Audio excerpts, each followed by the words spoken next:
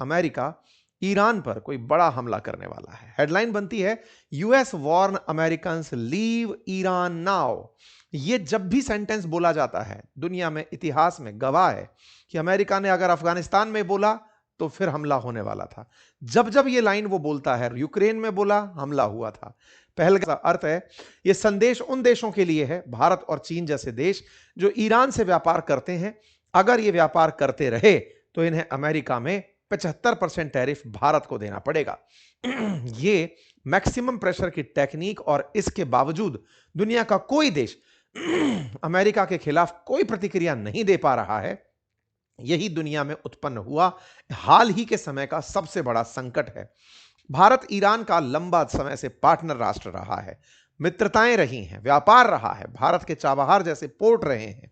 हमारे लिए middle east में एंट्री का, पाकिस्तान को बाईपास करने का बड़ा रास्ता ईरान रहा है। लेकिन हाल ही के समय में जो अमेरिका के द्वारा प्रेशर टैक्टिक्स अपनाई गई, टैरिफ की जो धमकियां दी गई, उनके चलते व्यापार लगातार हाशिए पर चला जा रहा है। खैर, फिलहाल के लिए इस तरह से तस्वीरें दिखाई जा रही हैं। एक तस्वीर जो लोगों को बड़ा परेशान कर रही है वो है लिपटे हुए, कफन में लिपटे हुए ये लाशें। कहा जा रहा है कि इन लाशों ने दुनिया को झकझोर दिया है। प्रदर्शनकारियों को ईरान में जिस तरह से मारा जा रहा है, दावा है कि 12,000 से ज्यादा प्रदर्शनकारियों को पिछले 17 दिनों के अंदर गोली मार दी गई है। और यह काम करने के लिए वहां की जो आईआरजी फोर्सेज हैं, उनके द्वारा यह काम किया जा रहा है। जानकारी है कि यहां पर प्रॉपर तरीके से 30 साल से जो कम के लोग हैं उन्हें टारगेट किया जा रहा है। रिवोल्यूशनरी गार्ड और बसीज फोर्सेज इस तरह से हत्या कर रही हैं। सुप्रीम लीडर अली गार्ड्स के लोग इस तरह से प्रदर्शनकारियों को ढूंढ ढूंढ कर मार रहे हैं। तस्वीरें हैं, जहां भी कोई छुपा है उसे आतंकियों की तरह ढूंढ कर मारा जा रहा है। एक वीडियो बहुत तेज सरफेस हो रहा है जिसमें प्रदर्शनकारी पत्थर फेंक करके पुलिस पर भागते हुए दिख रहे हैं। पीछे से पुलिस आती है, प्रदर्शनकारियों को देखते ही गोली मारती है। यहां पर शूट करते हुए लोग आपको दिखाई पड़ सकते हैं।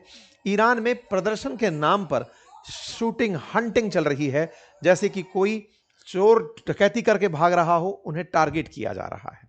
कुल मिलाकर के ईरान के हालात बद से बदतर हो रहे हैं।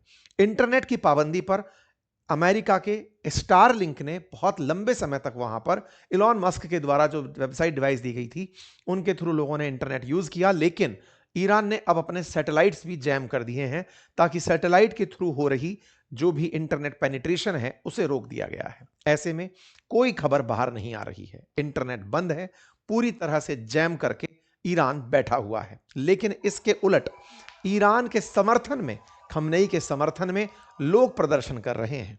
ईरान की सरकार के द्वारा इन्हें दुनिया के द्वारा इसे ईरान प्रायोजित बताया जा रहा है। कहा जा रहा है कि जनता प्रो गवर्नमेंट भी लाखों की संख्या में है। बड़ी संख्या में प्रदर्शनकारियों को सरकार पर दिखाया गया है, सड़कों पर दिखाया गया है। ईरान ने ऐसी प्रो गवर्नमेंट रैलियों का आयोजन किया ताकि प्रोटेस्ट नहीं हो रहे हैं यह दिखाया जा सके। जनता को सड़कों पर दिखाकर खमनेई ने दुनिया के सामने अपना शक्ति प्रदर्शन किया। बताया कि प्रदर्शनकारी जो दिख रहे हैं वो विरोध प्रदर्शनकारी दुनिया के द्वारा उकसाए गए हैं, अमेरिका द्वारा उकसाए हुए हैं, सरकार पलटने के लिए हैं। लेकिन ईरान में ऑलरेडी खमनेई के समर्थन में लोग हैं और वो सरकार चाहते हैं। लेकिन क्या ट्रंप वाकई में ईरान को सरवाइव करने देंगे? उसका एक नमूना मिलता है जब ये 25% टैरिफ ईरान पर अनाउंस कर देते हैं। ट्रंप का हाल ही में आदेश आया, मेरा वचन ही है शासन स्टाइल में आया। कोई ऑफिशियल डॉक्यूमेंट नहीं, सिर्फ ट्रुथ पर एक ट्वीट, ट्रुथ पर एक संदेश, जिसमें लिखा कि ईरान से व्यापार करने वालों पर अब लगेगा अतिरिक्त 25% टैरिफ। इनके इसी ट्रुथ सोशल मीडिया पर दिए स्टेटमेंट को व्हाइट हाउस ने एज इट इज छाप दिया। दुनिया को यह मानना पड़ेगा। परिणाम निकला, अब रियाल की वैल्यू 0 हो गई है, अर्थात ये किसी काम का नहीं बचा है। ईरान की करेंसी बुरी तरह डिवैल्यूएट हुई है, यानी कि दुनिया में इससे ज्यादा कोई और करेंसी नहीं गिरी होगी। इतने बुरे हाल ईरान की करेंसी के हो गए हैं। करेंसी क्यों गिर रही है? क्योंकि ईरान के साथ अगर कोई भी विश्व का देश व्यापार ही नहीं करेगा तो डॉलर होगा ही नहीं। डॉलर जब होगा नहीं तो ईरान अंतरराष्ट्रीय रूप से कुछ खरीद नहीं पाएगा। पूरी तरह आइसोलेट करने की अमेरिकी इस नीति में, जहां रूस के साथ तेल खरीदना प्रतिबंधित किया गया था, अब ईरान के साथ तेल खरीदना अमेरिका ने इंपोज कर दिया है। और इसी इंपोज के चलते लगातार ईरान श्रिंक होता जा रहा है और जनता इसी महंगाई के चलते विरोध करने सड़कों पर आ रही है। इसी से सवाल, लेकिन उससे पहले एक छोटी सी गुजारिश है आप सभी साथियों से कि हम आप लोगों के लिए दिन पे दिन बेहतरीन कंटेंट, वेल रिसर्च कंटेंट लेकर आते हैं और आपको YouTube का एक स्टैटिक्स दिखाते हैं। संभवतः आपको मेरी अपील का कोई मतलब समझ में आएगा। साथियों, मैं अक्सर आपसे कहता हूं कि आप में से जो लिसनर्स हैं मेरे, उनमें से 44% लिसनर ऐसे हैं जिन्होंने हमारे सेशन को सब्सक्राइब नहीं किया है, चैनल को सब्सक्राइब नहीं किया। ये YouTube का एल्गोरिदम है जो मैं आपको दिखा रहा हूं। 44%, लगभग आधे लोग ऐसे हैं जो हमारा सेशन सुनते हैं लेकिन सुनने के बाद भी बिना सब्सक्राइब किए चले जाते हैं। ऑन एन एवरेज मेरा सेशन 20 मिनट से ऊपर का होता है, लेकिन सब्सक्राइब करने में फ्रैक्शन ऑफ सेकंड, लगभग 0.19 सेकंड लगता है क्लिक करने में, जिसका कोई चार्ज नहीं है। लेकिन फिर भी आप मेरी अगर सुनवाई नहीं करते तो यह थोड़ा दुख देता है। अगर आप सहयोग करते हैं जिससे कि हमारा मोटिवेशन बढ़े तो हमारे लिए बहुत ही अच्छा रहेगा। खैर, यह सत्य है, बाकी आपकी मर्जी है। सवाल बनता है कि अगर ऐसा होता है तो ये टैरिफ किसे सबसे ज्यादा नुकसान पहुंचाएगा? तो साथियों, ईरान के साथ सबसे ज्यादा व्यापार चाइना करता है, इंडिया करता है, टर्की करता है, जर्मनी करता है। ये देश जो ईरान के साथ व्यापार करते हैं अब ये व्यापार नहीं कर पाएंगे। डेटा है कि ईरान दुनिया के अंदर ओपेक कंट्रियों में शामिल है, तेल बेचना इसका मेन काम है। चाइना को 30 से 32 बिलियन डॉलर का हर साल तेल बेचता है, यूएई को 18.6 बिलियन डॉलर का, इंडिया को 13.1 बिलियन डॉलर का एक्सपोर्ट करता रहा है। लेकिन अब ये 2022 के आसपास के आंकड़े हैं और अब क्या हो रहा है? अब चाइना के साथ इसका व्यापार लगभग 80% है। ईरान का टोटल जो एक्सपोर्ट है वो चाइना को लगभग 80% है। ऐसे में चाइना पर अब 20-25% अतिरिक्त टैरिफ लगाकर चाइना को प्रेशराइज कर दिया गया है, क्योंकि चाइना अमेरिका को जब सामान बेचेगा तो अमेरिका चाइना पर 25% अतिरिक्त टैरिफ वसूलेगा। बात जहां तक भारत की हो, भारत के साथ लगभग 1.5 से 2 बिलियन डॉलर का व्यापार है, जिसमें भारत ईरान को अपनी तरफ से बासमती राइस, खाने पीने की सब्जियां टाइप की जो चीजें हैं, ऑर्गेनिक प्रोडक्ट्स जो हैं वो भेजता है, बदले में बहुत कम मात्रा में तेल मंगाता है। लेकिन अब इसे भी रोकना पड़ेगा। यही हाल अब टर्की का है, Germany, south Korea, UAE, Japan का है। ये सारे देश जो ईरान से छुटपुट भी व्यापार करते थे अब उसे पूरी तरह से टैरिफ से लाद दिया जाएगा।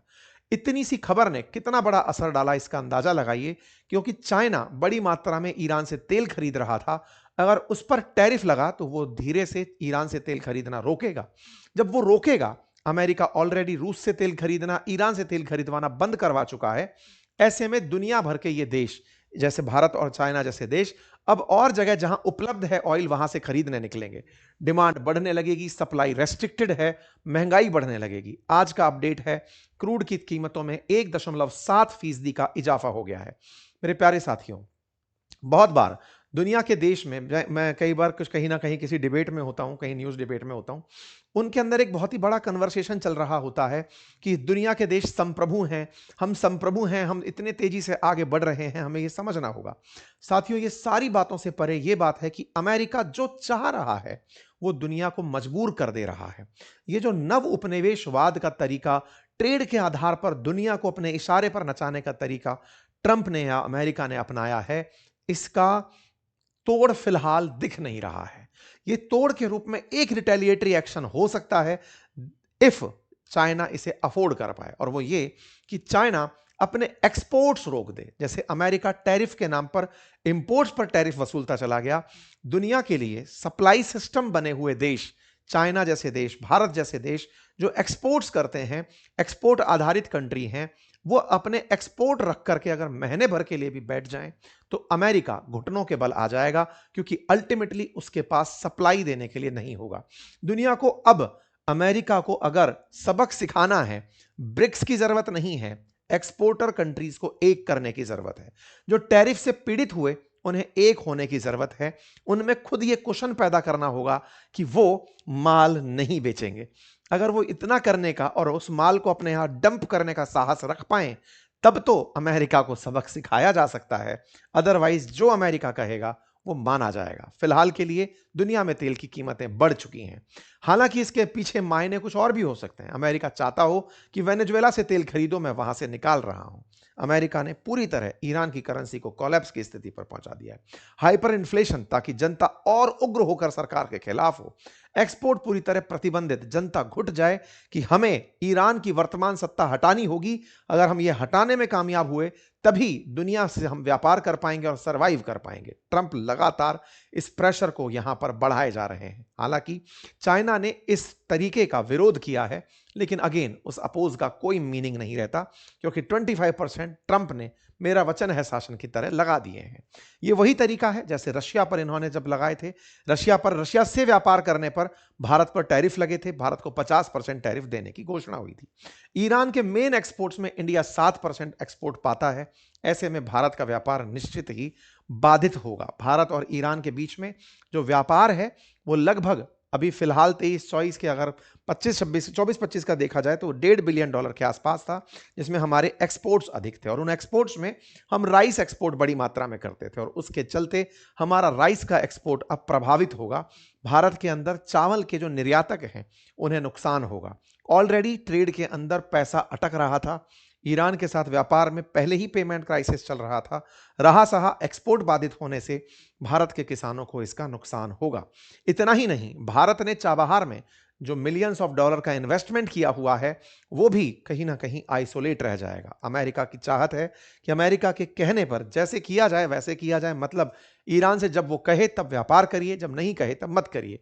तो भारत के निवेश चाबहार पोर्ट में अटके रह जाएंगे। कुल मिलाकर सेंट्रल एशिया तक हमारी पकड़ कमजोर रहेगी। ऐसी स्थिति में दुनिया को फिलहाल के लिए इन एडवाइजरीज पर ही फोकस करने में ज्यादा मजा आ रहा है कि चलो जो हो जाने दो। अमेरिका ने जैसे हाल ही में ईरान के लिए एडवाइजरी जारी करते हुए कहा है, सिक्योरिटी अलर्ट्स जो भी अमेरिकी ईरान में है निकल लें। ऐसा कहते हुए अमेरिका ने एडवाइजरी जारी की, तो यह उम्मीद की जा रही है कि अब हो सकता है कि जनता के खिलाफ या प्रदर्शनकारियों के खिलाफ ईरान सरकार जो कार्रवाई कर रही है, अमेरिका उन्हें दबाने के लिए ईरान के सैन्य ठिकानों पर खमनेई को मरवाने को लेकर कार्य कर सकता है। यूएस ने ऐसा पहले भी किया है। अगस्त 2021 की कटिंग देखें, तब यूएस सिटीजन्स को काबुल जाने से रोका गया था। उस समय पर काबुल से अमेरिका बाहर निकल रहा था। बिल्कुल वैसे ही 23 जनवरी 2022 को यूक्रेन में अमेरिकियों को हिदायत दी गई थी। महीने भर के भीतर रशिया यूक्रेन वॉर शुरू हो गया था। रशिया के केस में अक्सर ऐसा रहा है, अमेरिका जब भी ट्रैवल एडवाइजरी जारी करता है, विशेष रूप से जैसे भारत के केस में भी, जब पहलगाम के बाद भारत ऑपरेशन सिंदूर करने वाला था, तब अमेरिका ने जम्मू कश्मीर में ट्रैवल एडवाइजरी जारी की थी कि यहां ना जाएं, और उसके बाद में ऑपरेशन सिंदूर हो गया था। कुल मिलाकर अमेरिका की ट्रैवल एडवाइजरी के मायने होते हैं कि अब अमेरिकी सरकार कुछ करने आ रही है। मार्केट हाई है, देखना होगा कि क्या अमेरिका वाकई में फिर से कुछ करने की तैयारी कर रहा है। कुल मिलाकर सिक्योरिटी अलर्ट से सवाल बनते हैं, लीव ईरान नाउ से उम्मीदें जगती हैं कि ईरान पर अगर अमेरिका कोई कार्रवाई कर भी देता है तो उसके बाद क्या पता वहां शांति आए, बाजार फिर से खुलने लगे और ये टैरिफ का गेम बंद हो। लोग फिलहाल जो ईरान में हैं वो ट्रंप हेल्प का पोस्टर लेकर खड़े हैं। ऐसी तस्वीरें फिलहाल सोशल मीडिया पर वेस्ट द्वारा पब्लिक की जा रही हैं। देखना होगा कि क्या ये सारी चीजें आने वाले समय में किसी और भीषण युद्ध की तरफ धकेल तो नहीं देंगी। क्या पता रूस, ईरान, वेनेजुएला जैसे देश जो त्रस्त हैं अमेरिकी फैसलों से, वो कहीं एक होकर किसी भीषण हादसे को तो अंजाम नहीं दे देंगे। आप लोग इस विषय पर क्या सोचते हैं? अपनी राय जरूर कमेंट बॉक्स में बताइएगा। चैनल पर नए हैं तो सब्सक्राइब कीजिए, अपने साथियों के साथ इसे साझा कीजिए। हमारे एप्लीकेशंस पर